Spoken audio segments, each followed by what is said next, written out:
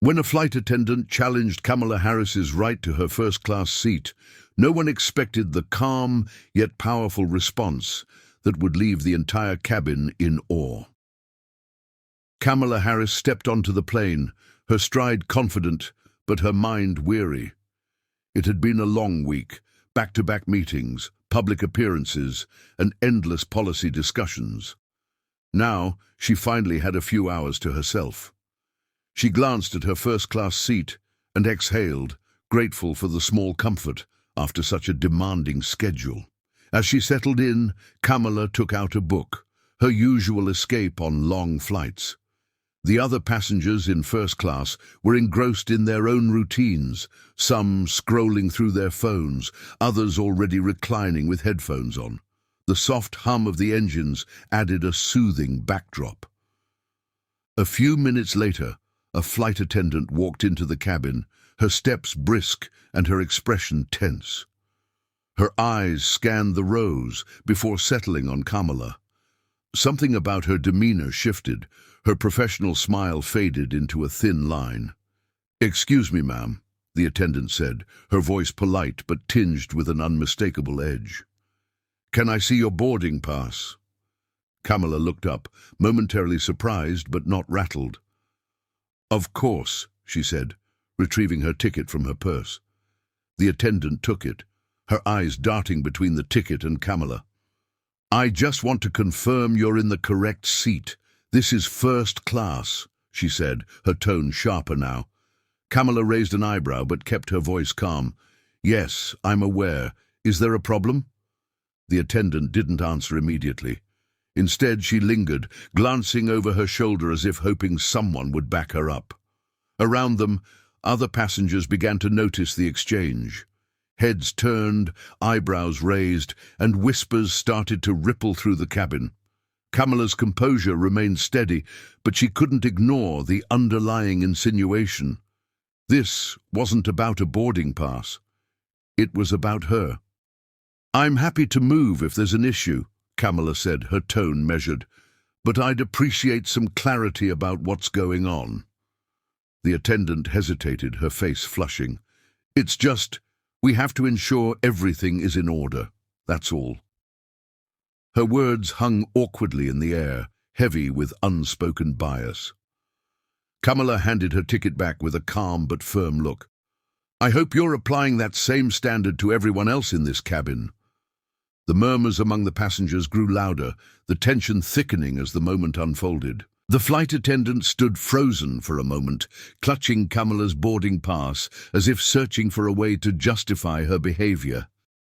Her gaze darted nervously to the other passengers, who were now openly watching the interaction. A middle-aged man across the aisle frowned and leaned slightly forward, while a younger woman, a row behind Kamala, whispered to her companion. Instead of retreating, the flight attendant doubled down. "I just want to make sure everything is correct," she said, raising her voice slightly. "These seats are reserved for first-class passengers, and sometimes there's confusion." Kamala felt the weight of the stares on her, but maintained her composure. "I'm not confused," she replied evenly.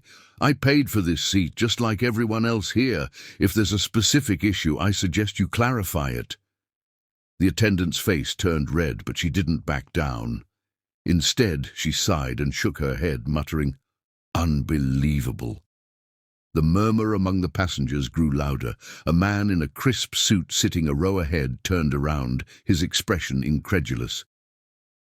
"Did she just say what I think she said?" he whispered, loud enough for others to hear. Kamala noticed the shift in the cabin. What had begun as an uncomfortable exchange was now a full-blown spectacle, yet she refused to let the attendant's words or the growing tension rattle her. "Miss," Kamala said, her voice firm but calm, "you've made your point. I suggest you move on unless you have something else to add." The flight attendant opened her mouth to speak, but was interrupted by a voice from across the aisle. "That's enough," said a man wearing a business badge clipped to his shirt. He leaned forward, his tone sharp. "This is completely inappropriate. Senator Harris doesn't owe you any further explanation." The attendant blinked, taken aback. I wasn't aware she was a senator, she stammered. That doesn't matter, the man shot back. You shouldn't be treating anyone like this, senator or not. Several other passengers nodded in agreement, their murmurs of disapproval growing louder. She doesn't deserve this, one woman said firmly. The flight attendant looked overwhelmed now, her earlier confidence crumbling under the weight of collective disapproval. For the first time, she seemed to realize the gravity of the situation. Kamala, ever poised, leaned back in her seat, her calm presence speaking louder than any words. The murmurs among the passengers grew louder, shifting from passive observation to active disapproval. The man across the aisle, who had already spoken up, now turned his full attention to the flight attendant. "Apologize," he demanded firmly. His voice cut through the tension like a blade. The flight attendant faltered, her professionalism unraveling under the scrutiny of the entire cabin. I didn't mean any disrespect," she said, her voice shaky. "But you did," the man continued, his tone unwavering, "not just to Senator Harris but to everyone here who expects you to do your job with fairness and respect. This behavior is unacceptable." Another passenger, a middle-aged woman 2 rows back, chimed in. "Exactly. We all saw what happened and it's disgraceful. Apologize to her now." The flight attendant's face turned crimson. She opened her mouth to respond, but before she could, a young woman sitting next to Kamala spoke up, her voice firm but calm. "You need to fix this," she said. "Senator or not, you're representing this airline, and this isn't how anyone should be treated." The collective pressure was palpable. All eyes were on the flight attendant now, waiting for her response. She took a deep breath, visibly flustered, and turned to Kamala. I'm sorry, Ma'am," she said, her voice barely above a whisper. "I shouldn't have questioned you like that. It was wrong of me." Kamala looked up at her, her expression measured. She held the attendant's gaze for a moment before responding. "Thank you for your apology," she said. "We all make mistakes. It's how we handle them that matters." The tension in the cabin began to dissipate, replaced by an air of relief and admiration. Passengers exchanged nods and approving glances, their unity in the moment unspoken but powerful. The man across the aisle leaned back in his seat, satisfied. The young woman next to Kamala smiled, clearly impressed. And Kamala, ever composed, returned to her book as if nothing had happened, her dignity intact. The cabin gradually settled back into its usual rhythm, but the atmosphere had shifted. Conversations buzzed quietly among the passengers, many still glancing at Kamala with a mix of respect and admiration.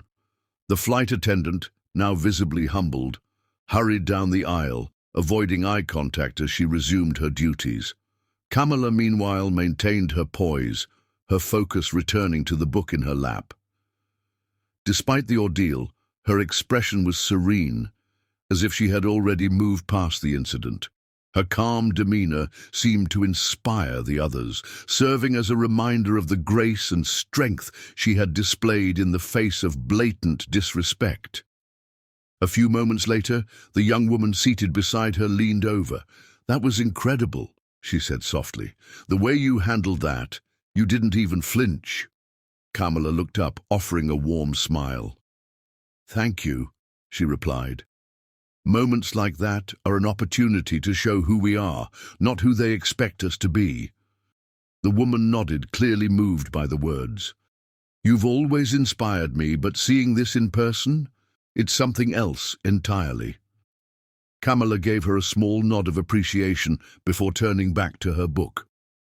Around the cabin, a few passengers whispered words of support to each other, while others discreetly took notes on their phones, no doubt crafting posts to share the story with the world. The flight continued smoothly, but the incident lingered in the minds of everyone present. It wasn't just about Kamala, it was about how dignity, unity, and standing up against injustice could transform a moment of tension into one of inspiration. As the plane began its descent, the flight attendant returned to Kamala's seat, her demeanor subdued. "Senator Harris," she said quietly, "I just want to apologize again. I was out of line, and I'll reflect on what happened." Kamala looked up, her expression soft but resolute. "I appreciate your apology," she said. "I hope this serves as a reminder that how we treat people matters, every single person."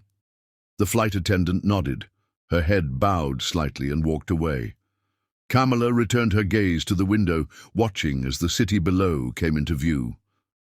The flight had been far from restful, but it had become something much more important, a lesson in grace and leadership for everyone watching. As the plane touched down and passengers began gathering their belongings, the atmosphere in the cabin was different from most flights. Conversations about the incident buzzed quietly but passionately. The unity among the passengers had left a lasting impression, and Kamala Harris's calm leadership in the face of adversity had inspired everyone who witnessed it. As Kamala stepped into the jet bridge, several passengers paused to speak to her. "Thank you for handling that with such grace," said the man who had first intervened. "You reminded all of us what real leadership looks like." A young woman approached hesitantly. "Senator Harris, I've always admired you, but seeing how you handled that, it was powerful. Thank you for standing tall." Kamala smiled warmly at each of them, her responses gracious and genuine. "I appreciate your support. Sometimes the best thing we can do is stay composed and let our actions speak for themselves." By the time Kamala reached the terminal, the story had already begun spreading. Passengers tweeted about what they had seen, praising Kamala for her dignity and the passengers for their solidarity. Within hours, the story was trending, accompanied by hashtags like #Grace Under Pressure and #Leadership in Action. News outlets picked it up, framing the incident as a powerful reminder of the importance of standing up against discrimination. But what captured the public's attention most wasn't the confrontation itself. It was Kamala's ability to transform a moment of prejudice into one of unity and hope. For days, the story sparked conversations nationwide. Discussions about racism, dignity, and the power of community took center stage. Many lauded Kamala as a role model, not just for her political achievements, but for her strength in the face of personal challenges. As for Kamala, she moved on to her next engagement without fanfare, carrying the same quiet confidence that had defined her throughout the ordeal. For her, it wasn't about the attention or the accolades. It was about using every moment, no matter how challenging, as an opportunity to inspire change. And as those passengers returned to their own lives, many carried with them a lasting memory of that flight, a moment when grace and courage rose above prejudice, leaving everyone watching a little more inspired to do the same.